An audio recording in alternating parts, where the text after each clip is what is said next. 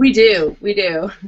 That's awesome. I'm always happy when people actually watch the show. I'm waiting for comments. Actually, I'm actually waiting for hate mail, just to tell you honest truth. And after saying that, I look and see that we're live.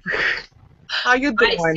I see that. And I was going to say, talking about our fan club, I feel very strongly that we need to give a shout out to Sandra Ballman, because she has been the hugest supporter of us. And I love Miss Sandra. She just is adorable. So we love you. Mwah, thank you. Oh yeah, she absolutely adorable. Indeed. So, for those that are unfamiliar and have somewhat stumbled upon this vodcast, God bless you all. We are the Maid Dames, and I am Muffy, also known as In-Depth Girlism, and with me is lovely Sparkles. Sparkles, introduce yourself. I will as soon as the camera comes on me. How you doing? We gotta make noise. Oh. Yes. How you doing, Miss Muffy? I'm fantabulous. I have my children back, so that makes for a happy mommy. Yay! They've been gone for a month, so. And yeah. I was going to say, I set my imaginary children away for the weekend because, oh my goodness, they were just giving me such a headache. No, sometimes they do that. In fact, actually, the children have been back since Tuesday. In that time, I can no longer see my living room floor. I have gone through the Burger King drive-thru. I have ordered Papa John's pizza. I have made, I don't even know how many bags of popcorn. The Capri Suns are at man, like, they're going to go Lord of the Flies on each other over the Capri Suns. And we've had an injury already. Oh, wow. Yeah. Total accident. Oh, there was an accident. And we've had our first actual screaming match between the children. So for those at home keeping track, they came back Tuesday afternoon. It is Friday evening. Yeah. That's been my week. I love my children. Yay! I'm drinking more. As you take a big swig of that wine. I love my children so much. I just click my heels all the time, so I'm going, I love my children. I love my children. Indeed, because being a mom is, it really it's the most rewarding job on earth. I can't imagine anything more rewarding for the least amount of pay ever. Rewarding. That's a weird word. Isn't it, though? Rewarding. I'm trying to figure out what I get rewarded or awarded. When you get old, if you do a good job, you get a good home that they put you in. Oh. I'm not going to need a home. Pudding cups every night. No, I'm not going to need a home. No, okay. My plan is to die at home with my husband, next to me, preferably. And then I will be cremated after my organs are donated. I will be put into tiny vials, and when I say tiny, I mean tiny. Tiny, tiny. They have to be tiny. They have to be tiny because, shh, don't tell anybody. I'm going to make my children and my grandchildren deposit my ashes at Disney World. I will have set aside a fund so that they can all go for like a week and a half, 10 days, whatever, to Disney World. But they'll have the passes, the hotel, all that jazz. I will even buy the dining plans for them. I don't, and whatever bells and whistles that they have. But the sole purpose is to take these tiny vials and deposit them in various places in the park. And I will draw maps for them so that they know exactly where to put me. I have specific places in mind. And even though Disney tells you don't do that, it happens all the time. And if the kids and grandkids are discreet enough, they won't get caught. Exactly. I'm Sounds weird. like an interesting plan. Mm. Apparently, I found out because of a Facebook app when I'm dying. I'm dying the day after Valentine's Day in about 17 years, 18 years, I think. So what I'm going to do is I'm going to go to Hawaii for the week and say that I'm going to like leave like on the 17th or 18th and like die on the 15th, so that way I don't have to pay the bill. And I get to die in Hawaii. There you go. Oh, not just a hat rack. Always thinking. That's right. You know it. Well, speaking of motherhood, because, you know, Yes. moms are awesome.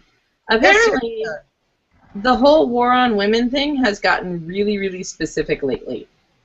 Really? And Do tell. I'm honest to God.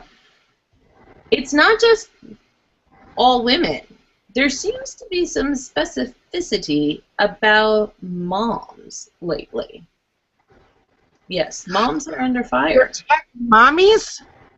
You can't go after mommies. They Who will make are. pepperoni cheese and cut the crust off my grilled cheese sandwiches? I don't know. You're going to have to talk to the powers that be, particularly in the following states: South Carolina, Florida, and Georgia. Oh, goodness gracious. Why is that?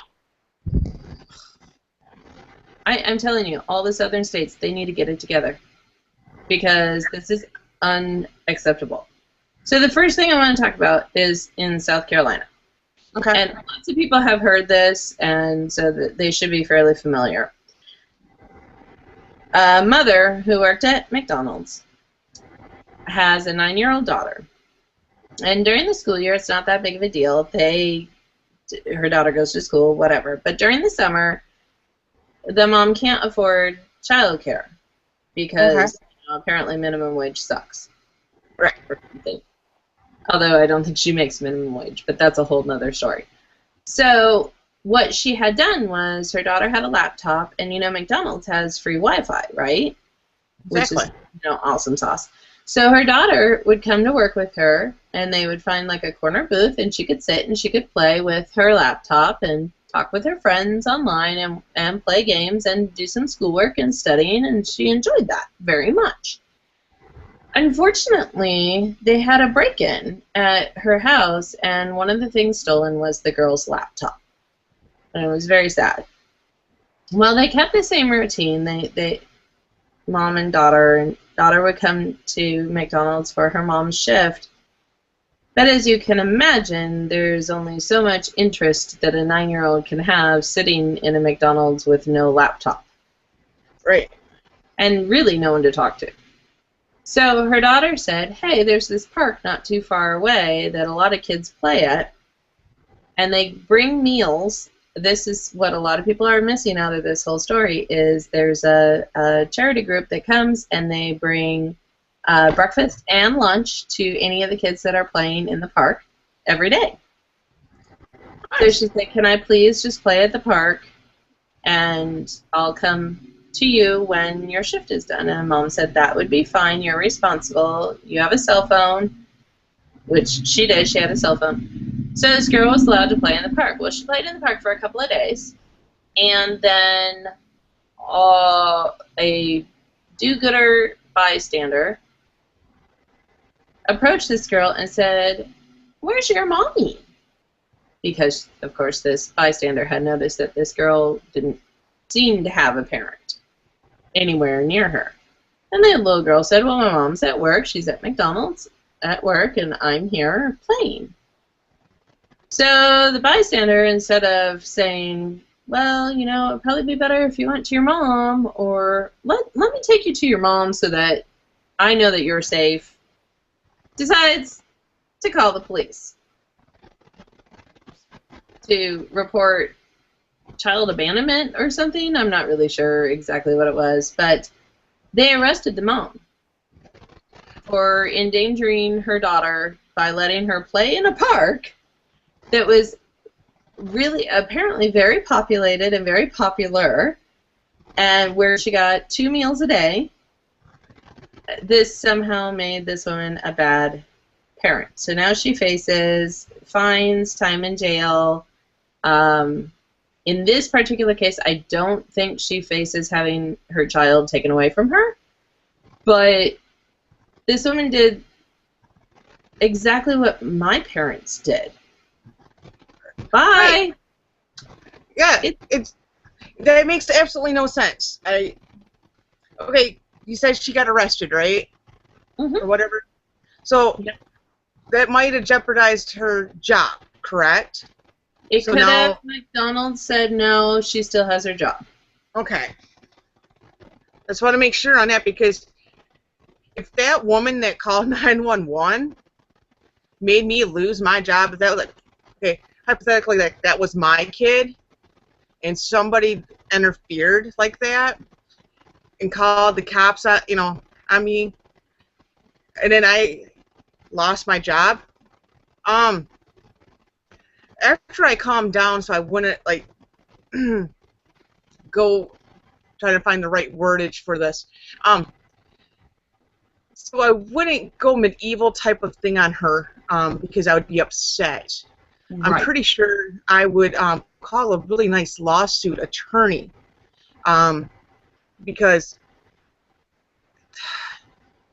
if the child's not in danger, why get the cops involved? The cops are supposed to be there to stop a crime. A 9-year-old playing in a park is not a crime. When I was 9, that's like what, 3rd grade? No. Yeah, 4th grade. 3rd, 4th grade, right around there. Mm-hmm. Okay, so 3rd or 4th grade. 3rd or 4th grade, I was taking off from the house all the time on my bike and going down to. We have a creek that goes behind our houses. No, not allowed down there anymore. But a lot of kids would go down there and play. Adults weren't down there at all. Or we would go to the pool or, anywhere downtown. We weren't always surrounded by adults. And as far as I know, I don't remember hearing an instance of any kid in my town getting kidnapped or killed. Not saying that happens all the time, but the parent. But also at that time, though, we also knew who our neighbors were, so we knew safe houses along the route. Yeah. Type of thing. I mean, that could be the difference. But still, I have a thing with, it's not your kid, and you don't see the kid getting hurt, and the kid is doing okay, calling the cops. You know what I mean? Why get the cops involved? Well, and basically what this 9-year-old was learned from this episode was lie. Yeah.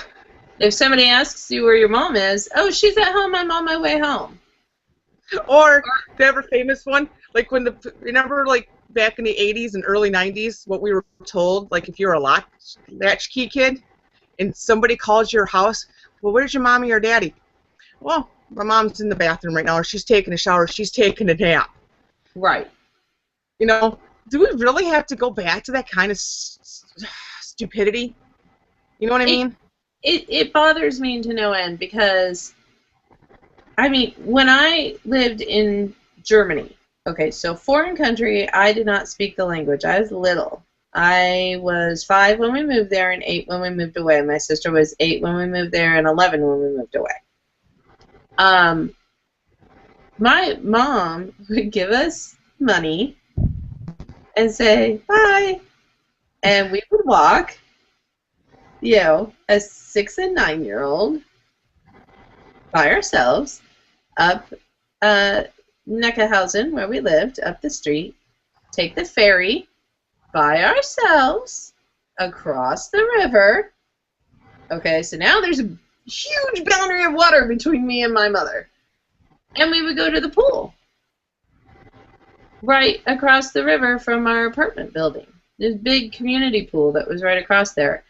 Now, my mom, this is the funny part, she would always say, oh, but I can keep an eye on the girls. I have binoculars in the house, and we have a straight shot view of the pool. And we did. We had amazing binoculars, and you could see the pool, no problem. But here's the thing. Even if she could see that we were in trouble or acting fools or anything like that, it would have taken her half an hour to get over to where we were. Like, easy. But we did this on a regular basis. I remember doing this with my sister on a regular basis. And that was in a foreign country where I didn't speak the language. My sister didn't speak the language. But we went anyway. And when we did move back to the States, we moved to Eugene, Oregon. Very small town. And I was on my bike all the time. I was never home. I had my friends. We were gone. I don't think my parents even knew close to where I was on a regular basis. But as long as I was home when the streetlights came on, it was all good. Right. I mean, it's one of those things of, number one, trusting your kids, because it's one of the things I hate about the term helicopter parents is you don't teach your kids any sense of responsibility. You don't teach them any kind of independence. No. If you have to be constantly around them. I always hated when I have coworkers when they tell me that they have to make ramen noodles for their 9-year-old or their 13-year-old. I'm like, what? And they're like, well, yeah, they don't know how to make them. I'm like, ramen noodles? I'm like, you boil water, you put the noodle pack in, and if you want to make a soup, you put the flavor pack in. If you just want the noodles, you boil the noodles and then you drain the water and then put the flavor pack in. It's not complicated, you know? It's, right. It's like, really, I taught my niece and nephew how to do stuff like that when they were like 2nd grade, if not before, you know? Because I want these kids to be independent. And they knew if they were going to leave the house, they had to tell me exactly where they were going. And I made them wear a watch and told them exactly when I want them back.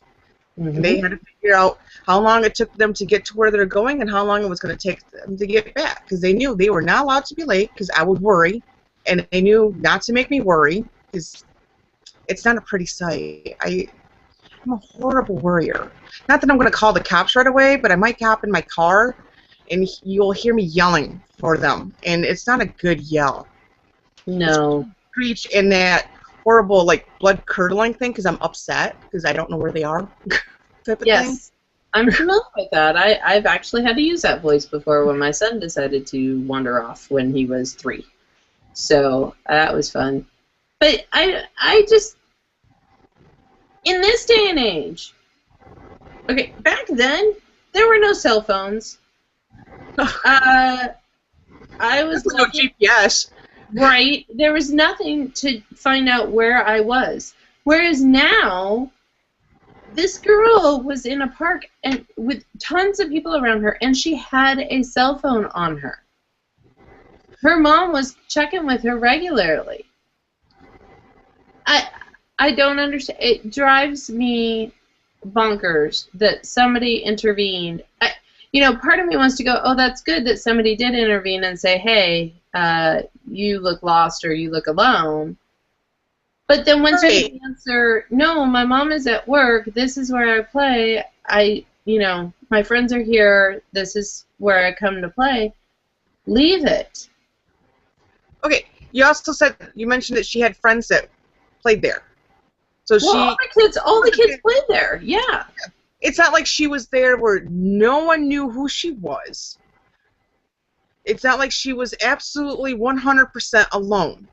She at least knew one other person there that knew who she was, knew what her name was, possibly knew who her mom was, possibly knew where she lived.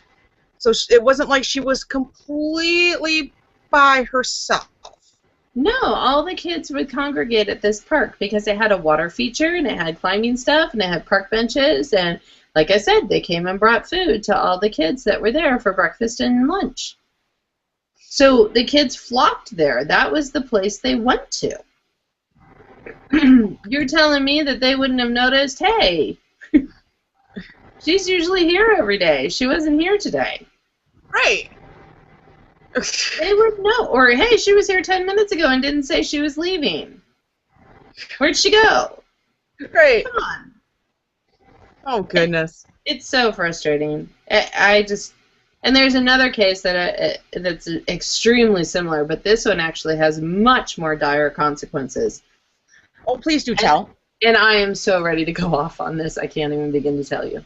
So in Florida, there has been another mother that has been arrested for exactly the same thing. She allowed her 7-year-old son to take his bike and go to a park that's a half a mile from their house. Before he left, she had strung a cell phone around him like on a necklace, and he had to check in with her on regular intervals, and he had to respond to her if she texted or called him. Okay? So there was communication there. But he wanted to play with his friends, and she said fine. Well, another do-gooder, bystander, whatever, called the police because this kid was playing by himself, didn't have a parent, was all alone, clearly abandoned. So this mother was arrested, but it gets so much better. Not only was she arrested, she now faces 5 years in prison for allowing her son to play at a park a half a mile away. Okay, wait, hold up. 5 years in prison. Yes. So she would get out when her son is 12. And not only that, it's 5 years in prison. Wait. And he would become a ward of the state. Oh yeah, that makes it so much better. Take him from a loving mom, put him into the system, because that punishes him as well as his mom for him wanting to go play with his friends. That makes completely good sense right there, because he wanted to socialize. Let's make him part of the system where he's now learned if he wants to socialize, he's going to get punished. That makes a complete sense. Here's my problem. Let's just think about the logic here. There's logic? No, but let's think about how they think about it. So this mother has been arrested for endangerment, abandonment, whatever. And they now they're seeking to physically have her abandon her son for 5 years. So he got to go to the park and then come home to a loving mom to dinner and sleep in his own bed, and they had a life together, and he would wake up in his bed and his mom would be there and she would make him breakfast and he would be out the door to his friends. They want to take that away because they say she took that away. My head hurts. Yeah. I'm not gonna lie about that, because there's so many kids out there that really don't have the most loving parents, and to take one away, not only does it hurt my head trying to figure out this logic, it hurts my heart, because I can understand taking a kid from a home if the parents were honestly neglectful. Yes. Because I want better for the kids. But going to a park a half mile away is not neglectful. Neglectful is like, forgetting that your kids exist and you don't, feed them regularly. Or you just decide to leave them at home and go off for a weekend. Yeah. You know, things like that. Mm-hmm. Or just, you know, I mean, of all the things, they is actually neglectful. Like, or like, I think we talked about last time. Moms leaving their kids in the hot cars for half hour, an hour, 14 hours, with the windows cracked open that much so they can get air on a 95-degree day. That's neglectful. Yes. Letting your kid leave the house without you strapped to them or attached to your umbilical cord still, it's not neglectful. He's not 4. He's not 5. He's 7. It's a half hour away. I'm going to guess that he knows the neighborhood well enough. Mm-hmm. That she thinks that he knows it well enough that he can do it by himself. To me, that's a parental right to let the child go on that kind of adventure. Yes. To me, not only are you punishing the child with the whole thing, to punish the mom by putting her in prison for 5 years, and they want to make the big difference between jail and prison, because I know there is a difference. Big difference. Big difference. Not that I've been in prison, and I don't want to be. But what I get from, like, when I watch Beyond Scared Straight, that's not where you put a woman that let her child go play for 5 years. No. Meanwhile, her child is a ward of the state. Right. And, you pray that he gets placed with a family that actually cares for him and takes care of him, and he doesn't have to move again. Oh, but yeah. That's not usually the case, especially with an older child like a 7-year-old. They don't. They get bounced. Yeah, they get bounced around and around and around. Or and then what happens at the end? Now he's a ward of the state, and now he's 12, and now she's out of prison, now has this on her record, can't find reliable employment because now she has this on her record. They now have to make some sort of bond. He's going to be resentful of her because she wasn't there. Because, of course, the state will have talked to him and explained to him exactly why he does not have his mom anymore. It's because she let him go to the park. That she abandoned him, so now he's going to be dealing with that in a very young brain. Right. Trying to process that for 5 years without her around. It's the dumbest punishment ever for the crime, for the supposed crime. Exactly.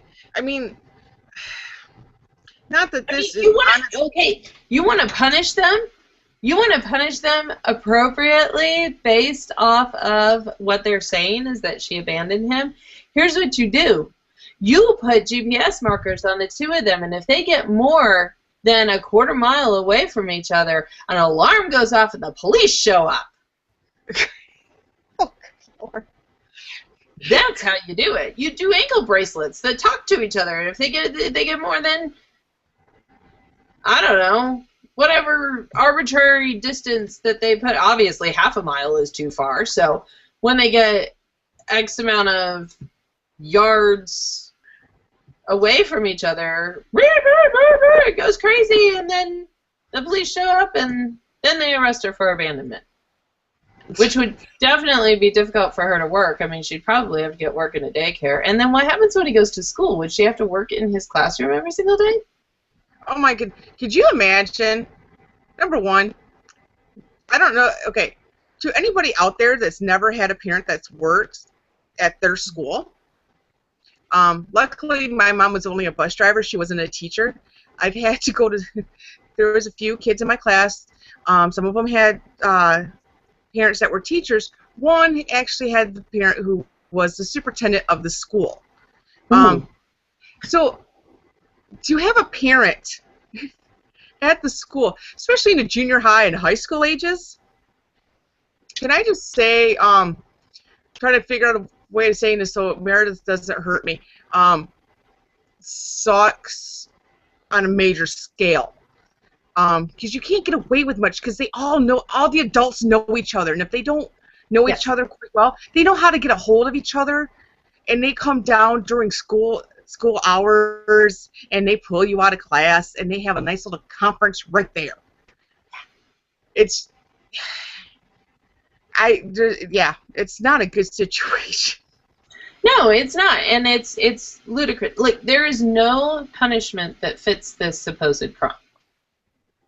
Because it wasn't really a crime. You talk to her and say, hey, you know, let me show you on this map how many sex offenders have moved into the neighborhood. Let me show you on this map how many petty crimes there have been. Bikes stolen, wallets stolen, whatnot. Let me show you on this map where the kidnappings have occurred. Let me show you on this map where breaking and entering have occurred. Let me show you on this map where, you know, whatever. Right. And educate her. Just say, hey, look, it's your child. You do what you want within reason, but we want you to know that where he's traveling to and the streets he's traveling down, these are the potential problems that he could encounter. It may be wise of you to at least drive next to him to make sure he gets there safe. Or, alternative, like, I know, like, this is what some parents did for Halloween trick-or-treat in my neighborhood. Because what happened when I was growing up is my neighborhood got to be known as the one that had all the candy. So we had kids coming from all corners of the town. For when, like, I was little, we had maybe like 100 kids, and then by the time I was a teenager, we had 300 to 400 kids show up. And I'm like, we don't have this many kids in the neighborhood. And what the parents would do is they would tell them they would be far enough away that they weren't, you know, right next to the kid, but they could still keep an eye on them, so if anything happened, they weren't too far off, type of thing. Yeah. I mean, she could walk like 10, 15 feet behind the kid or rode her bike behind him so she could keep an eye on. I mean, it's an alternative. Yeah. She has to, because I am not a sadist. I don't understand. I let my kids play. I mean, I guess I should be arrested. I let my kids play outside all the livelong day. And I know right where they are. Play outside. Well, they're either down at their friend's house or down around the corner. They're down at another friend's house, which is down at the corner. Or they're in our driveway. Or they've congregated all the friends and gone to the little park that's in our neighborhood. Okay. They're never too far from the house. They don't have cell phones. My son does. And so if he's out there, if I need them to come home, I will text them. But 9 times out of 10, they're down at their friend's house. I'm really friendly with the mom. We're friends. We get along. I could text her and be like, hey, can you send my children home? Because it's dinner or we need to leave. And in fact, she did that to me this afternoon. Her girls were up here and she said, hey, we need to leave. We got to go. Can you send my girls home? Absolutely. And they know. As soon as we say go, they go. And they're allowed to go. And my daughters are 10 and 8. Huh. They're fine. And they've been doing this for years. Like, this isn't a new development. So, I'm absolutely not a helicopter parent. I'm more hands-off. I want my kids to be independent. In fact, when I came in here, I looked at all of them and said, so there's Hot Pockets in the freezer. You know how to make them. There's leftover pizza. You know how to warm it up. And there's leftover fried rice. You know how to warm that up, too. My door will be locked. I'm going live. Bye! And they're like, okay. Good, Mom.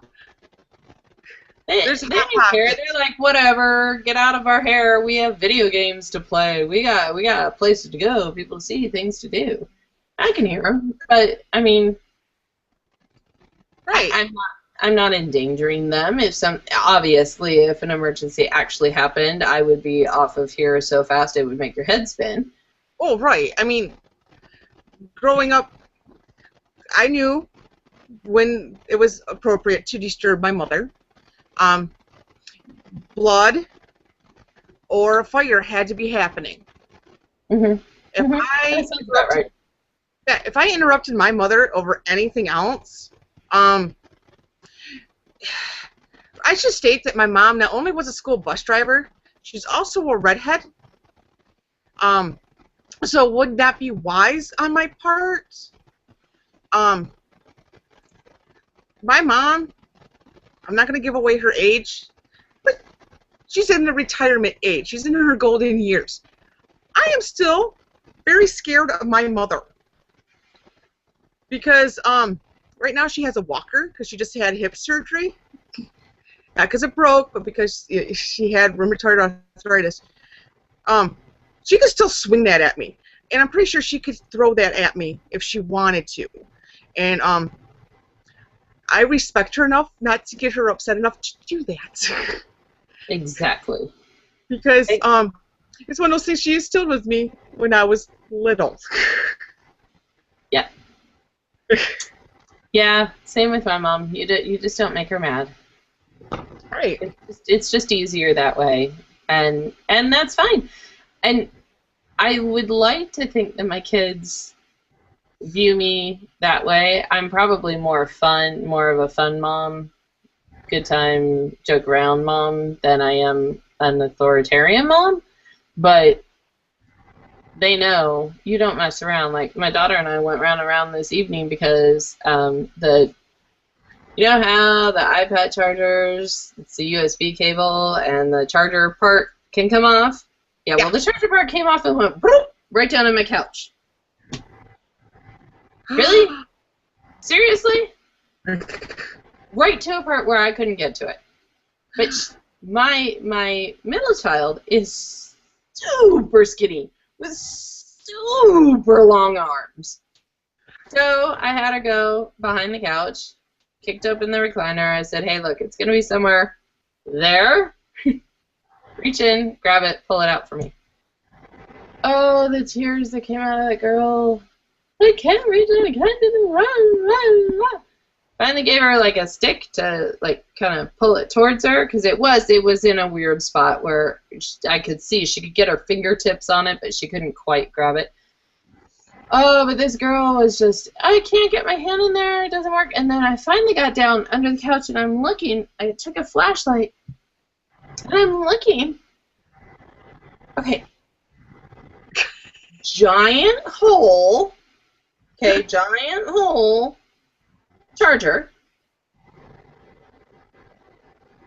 Small slit.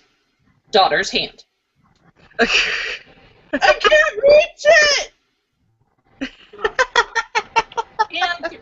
Hand through. Oh. I was like pushing it with a stick towards her. I'm like, here, just grab it. And then when I finally saw what she was doing, I'm like, of course, yeah, that's, no. And she's super smart, and I brag on her all the time. She really is a smart kid. But that moment, I was like, are you kidding? And so I'm like, for crying out loud, just grab it! Right? Yeah, she was in tears and had got herself into a tizzy. So, of course, my yelling really calmed her down. I was like... Exactly. Because I know when I'm upset or I need to think or whatever, when people yell at me, that just helps the situation so much. It absolutely does. I think 100% better when people are yelling at me and I'm trying to think. Oh, it helps that thinking process so much. Oh, I mean, the synapses fire faster, and yeah, absolutely. Yeah. Yeah. So anyway, so real quickly, now that we found a small rabbit hole there, we're actually doing really good. We haven't found too many rabbit holes tonight. I know, we're doing awesome tonight. Super proud of us. Yay, gold star. There's one more story that I found, and I found it like 15 minutes before we went on air, and so I'm not overly well versed in it, but I read it and I just went, like, blood shot out of my eyes. It made me so angry. So well, please do tell the audience what the story is. Oh my gosh, it's so much fun. So in Georgia, a woman had gone to Michael's craft store, and she had had 3 kids with her, and when she got done shopping at Michael's with 3 kids, she had originally gotten in the van, and then she was like, "No, forget this noise. I need a cigarette before we go anywhere else." I totally understand. Shopping at Michael's with 3 kids, yeah, maybe a cigarette before you drive home, that would be wise. So she steps out of the vehicle to have her cigarette so that she is not smoking in front of her children and having them inhale the toxic fumes that are coming out of her body. Okay. The way she was standing and the place that she was standing, I guess the employees of the Michael store couldn't tell that she was standing there. That's their side of the story. And all they saw were kids in a hot vehicle. It was on. We think the air conditioning was on, not sure, but so the car was on, so the mom wasn't all that far away, maybe a couple paces away. So the employees panic, call the police. Because instead of going out to the vehicle to triple check that the children are truly unattended, they call the police. So the police show up, and according to the police, and I have a hard time believing this, according to the police, they could not tell that there was anybody watching the vehicle, that the mother was too far away. Now, I'm thinking, how long does it take you to smoke a cigarette? And if that's the response time of Georgia police, God bless you for having a quick response time. Yeah, because I'm trying to remember, in all honesty, how long it took me to smoke a cigarette when I smoked. I think, because I smoked Kings. Yeah. I don't smoked Kings or 100s, and there's a different smoke time. When I smoked Kings, if I was talking with people, it would take a little bit longer, but if I was smoking by myself, it would take anywhere, I want to say about 3 or 5 minutes, maybe. Yeah, that's no more than 5. No. So when she does approach the vehicle, because of course seeing police wandering around your vehicle will make you go, oh. So she goes up to the vehicle. Instead of your Lord. Instead of saying, "Hey, we didn't see you standing there. Okay, I'm glad you had your eye on your children, and thank you, cool, for not blowing secondhand smoke in your children's faces," they arrested her for, not being attentive enough, I guess. I don't know. Okay, so let me get this one straight.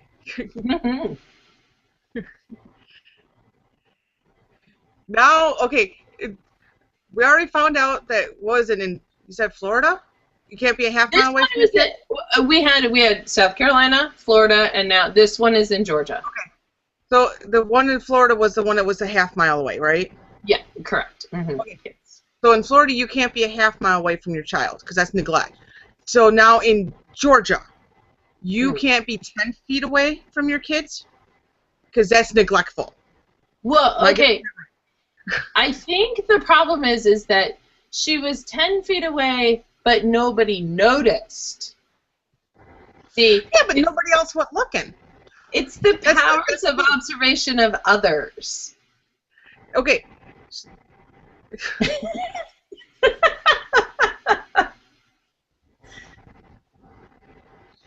I know. I'm with you, Cheech. Okay, again, I'm gonna try this, because, Lord, ow, I could not imagine, because I never smoked with my niece and nephew in the car. It just wasn't what I did, but when I went away from the kids to have a smoke, they may not have always saw me, but I could see them. and knew that they were okay. Mm-hmm. Apparently, cops kind of forgot that moms can go into stealth mode. We can keep an eye on her. We are ninjas. Yeah. Oh, exactly. Most moms are ninjas. If you are not a mother, you did have one. I'm pretty sure. I'm like 99.9% sure that everybody has a mom or had a mom somewhere a part of their life. Maybe for only 5 minutes, but they did have a mom somewhere. But moms have that innate thing where they are like ninjas. You don't see them. You don't even know they're around. But if you do one thing wrong, boom, right here. You can feel them breathing on your neck. Mm-hmm. They're ninjas. And I think cops kind of forgot that, yeah, they're to protect and serve or whatever the new Supreme Court rule is. But moms were invented before cops were. And they will be the ultimate, what can I say, protector of the children. If they're good moms, they will be the grizzly mama. I think not only have cops forgot that, but a lot of society has forgotten that. Yeah. You know? Well, in this case, the thing that's stunning to me is, why was she arrested? She was clearly right there. I mean, if I'm the police officer responding, I am saying, may not have been the best choice to leave your children in a closed-up vehicle, but I really appreciate that you did not smoke where they could inhale it. Just maybe next time stay directly next to the vehicle so that this doesn't happen again. Make sure it's obvious that you do own this vehicle. It is yours. Those are your kids. I'm going to let you off with a warning this time because I really don't see any point in wasting the court's time over this or your time or money. Let this be a learning opportunity for you. Have a great day. Exactly. When did we go to zero tolerance on everything in the U.S.? I swear to God, we used to have things called warnings. They were teachable moments, as you may say. Yes. What happened to those? We got kids being expelled for Pop-Tart guns and showing, like, hugging, somebody, from the opposite gender in school because zero tolerance. We can't have anything like that. No. When did this happen? This is crazy. I don't know. I hate zero tolerance with a passion. I hate it because it gives no leeway for anything. Exactly. And that just, like you were saying, Pop-Tart gun, that one just blew my mind. The other one was the kindergartner that was sent home because they had a little, and I kid you not, it was maybe this big plastic toy gun on a keychain. And he was sent home because he had a weapon at school.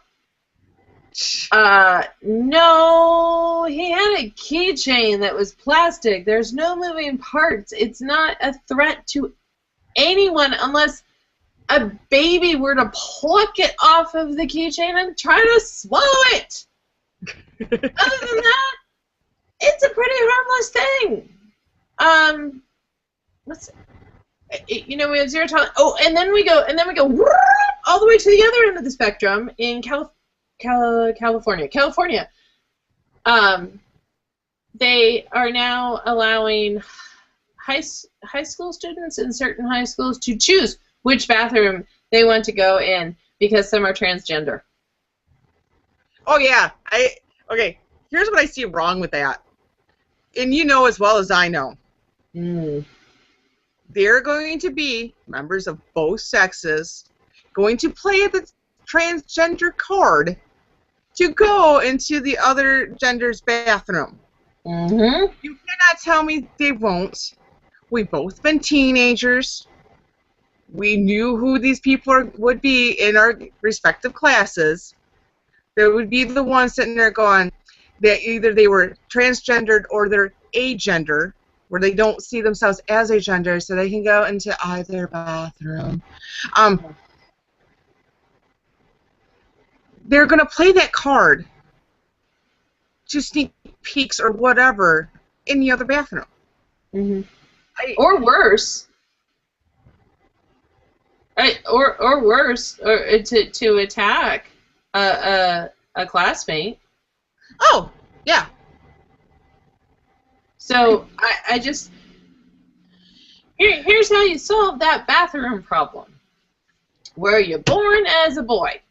Do you still have boy parts? Guess what? Go into the boys' bathroom. Were you born a girl? Do you still have girl parts? You go to the girls' bathroom. Exactly.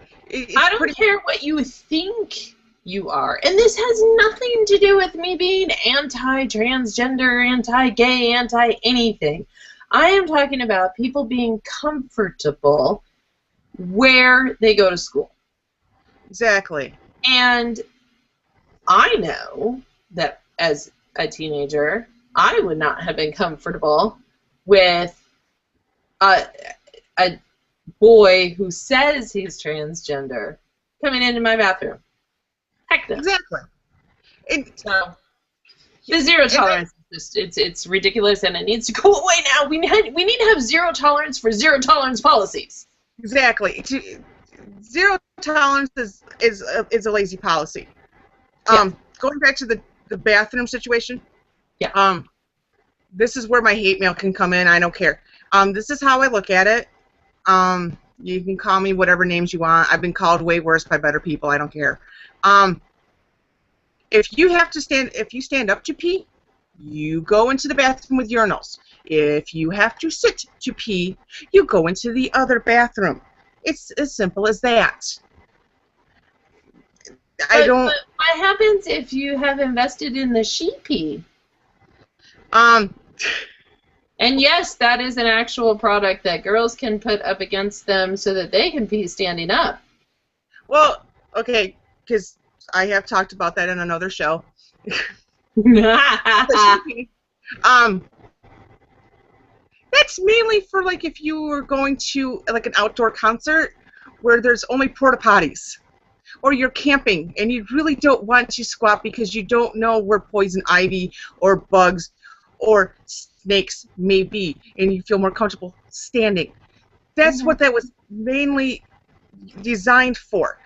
If you're going to carry that around in your pocket for school use, more power to you, but you're weird, and you should really go see a counselor. I cannot stress that enough. You a freak? Seek help. Yeah. Agreed. Absolutely. So, yeah. War on women. War on mothers. That's where we're at right now. It's not cool to be a mom. It's not, and it's becoming harder, and we're going to touch on this on another episode about how feminism is just killing what is left of being feminine. And I blame a lot of this on the modern feminist movement. That and the whole PC culture, and because I'm over it. Here, because we got to wrap up because we're coming up to our hour. My whole thing is, even though I am biologically not a mother, but I fully support parental rights. You gave birth to that thing. You expelled it. You should have the freedom to know, okay, I taught my kid this kind of individuality. I taught him or her, these are the safe routes. This is what you do. If you trust them with the phone, you give them a phone so they can call 911, do whatever. That should be your choice as a parent. Having the state step in, or a little nosy person, because they're going to be around, upsets me. Because the nosy people need to mind their own, because I guarantee you we can look at their kids and what their kids are going to be like in about 15, 20 years, and they're still going to be living at home in the basement because they don't know how to cut the crust off their own bread. Yep. It's one of those, it's that biblical thing. You gotta take the log out of your own eye before you can help with the speck in somebody else's eye. When you said biblical, in all honesty, I'm going to tell you this. When you said biblical, I thought you were really going to go with the whole spare the rod, spoil the child argument. Oh, hell no. No, no, no, no, no, no, no. No, but I like the lesson of the take the log out of your own eye before you can take the speck of dust out of your brother's. Well, yeah. I'm sorry, the do-gooders that call and say, oh, your child is alone. No, no, no, no. Well, while you're busy worrying about my child, where's yours? Exactly. Exactly. So, anyway, all right. I think we covered that. And yes, our next one has to be all about modern feminism because... Oh, good Lord. Oh. I have so much to say about that. So much. So much. So I'm going to start ending it tonight. If you would like to find me anywhere in the World Wide Web, number one, you can find me on Twitter at BeautiflyWings, right there. Also, if you want to find any of my writings, you can just Google that handle. It will show up everything that I've written on the interwebs. And if you want to see how my running for Libertarian Dictator in 2016 is going, just look up Poke Sparkles, and that should bring you to all the sites that has that going. Indeed, indeed. And I can be found at Elementary Politics, writing under Independent Girlism. You can also find me on the Twitter. See, I got to get my finger in here right. It's hard. It's all backwards. There I am. Haha, In-Depth Girlism. You can find me on the Twitters. And if you know my real name, which honestly, not that hard to figure out, feel free to send me a friend request on Facebook. I will haunt your page before I accept it, but yes, do that. All right. Are we doing a one more thing tonight? I think we already did with that. Yeah, probably. So I'm going to say bye. Goodbye,